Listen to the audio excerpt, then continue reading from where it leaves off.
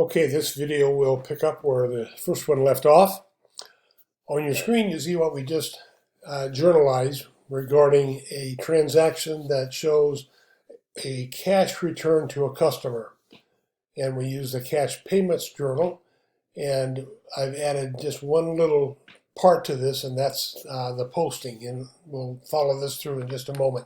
But remember, sales returns and allowances is debited.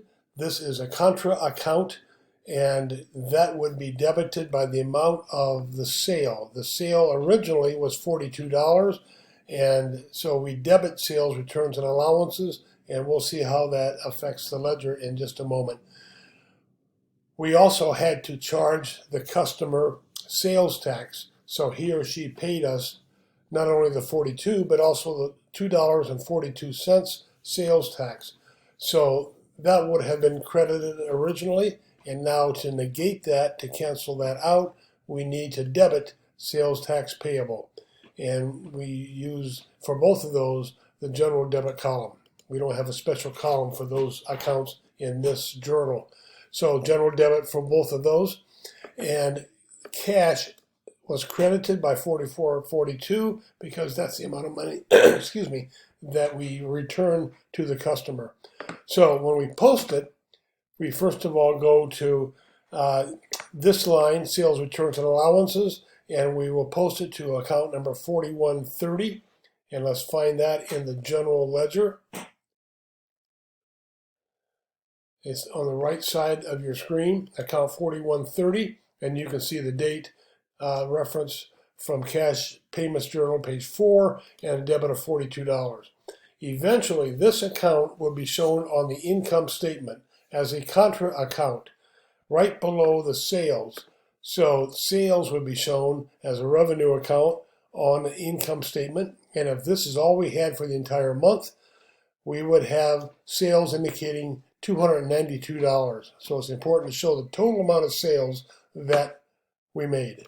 Then right below sales on the income statement, we would show this contra account, sales, returns, and allowances, and that would indicate $42. So the owners can see not only the total amount of sales made, but also the total amount returned to us.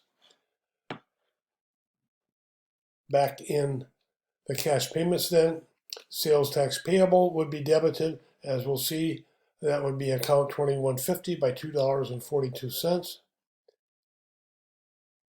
So this, first of all, the original transaction was a credit because we received $2.42. It's a liability that eventually we have to pay, but now we cancel that out with a debit, $2.42, because the return made by the customer. And that account 2150, account number, back into posting reference column of the journal. Then if there's no other entry in this journal for cash, that total is posted to account 1110 in the general ledger, which is cash, and you see that is credited. So originally we debited because we received $44.42. Now we give it back to the customer, so we have to cancel that out with a credit.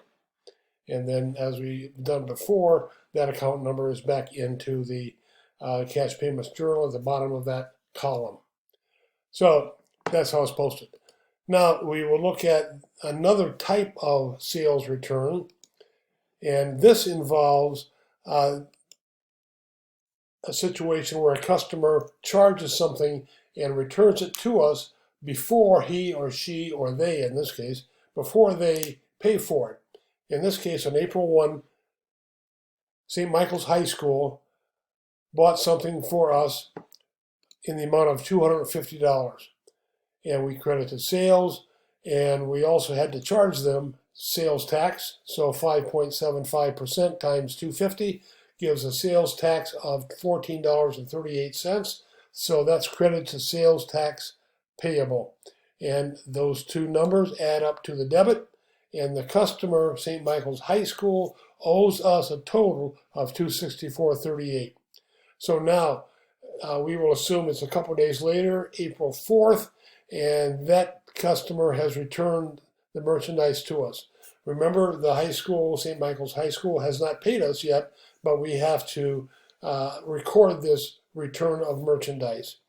In this case, we will use the cash receipts journal, and we'll use that, as you'll see in a moment, because it's helpful to have at least one column, one special column that we can use. We will be using accounts receivable credit. So let's say it is April 4th. We'll skip a line here just to distinguish the transactions. And the first part of it is exactly as the other sales return was. We will use this account.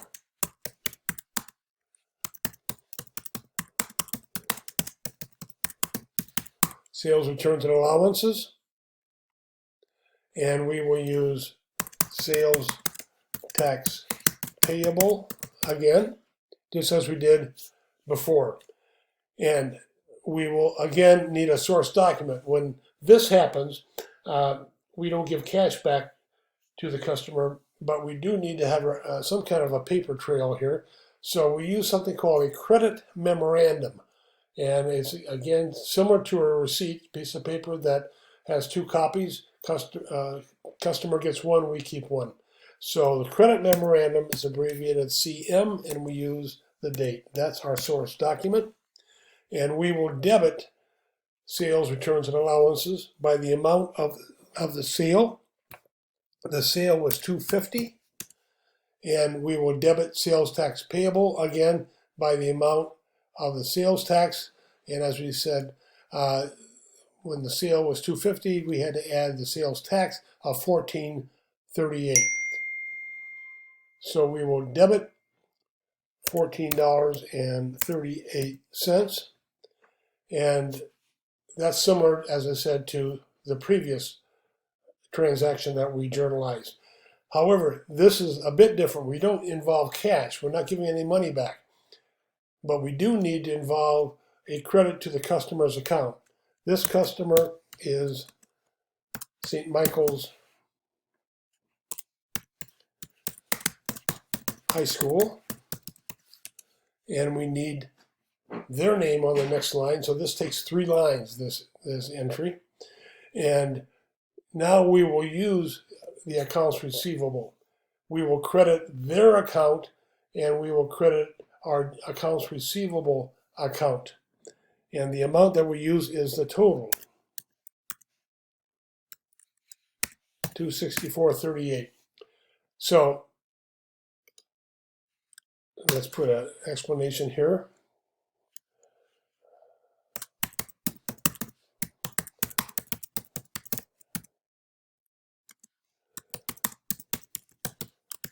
Okay, merchandise return for credit, and something similar to that would be fine, just so that we identify what this is all about. So when we post this, again, we will do like we did before, sales returns and allowances in the general ledger.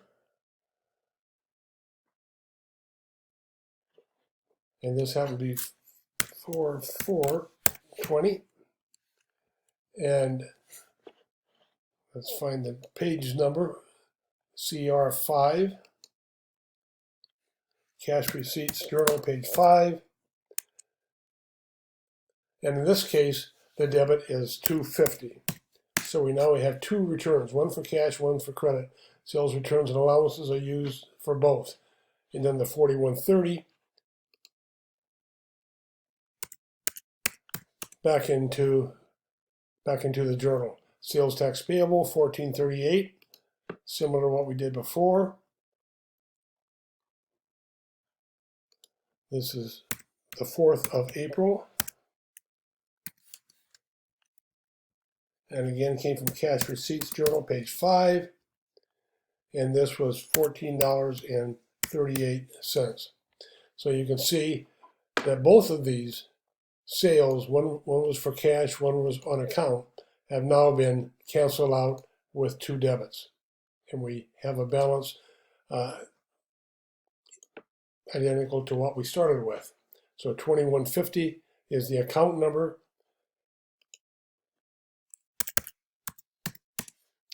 And one more individual thing needs to be posted. We need to go to St. Michael's High School account, which is in the accounts receivable ledger. They are a customer, so we need to find them. Here's St. Michael's, and here's the original transaction. The original transaction on April 1, where we debited their account because they charge it, they owe it to us. Now it is April the 4th, and the reference again, CR5, Cash Receipts Journal, page 5.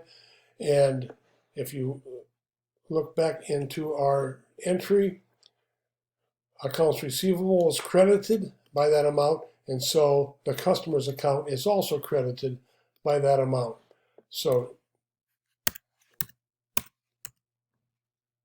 they no longer owe us for the amount of the merchandise or the sales tax. So we've now canceled that out, and their balance obviously is 0.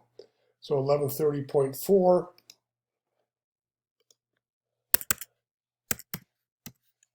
is back into the posting reference column. And then, as always, if this is the only entry in this journal, in this column, we would go to accounts receivable, and we would credit, because that's what it tells us to do, we credit the total here. So accounts receivable,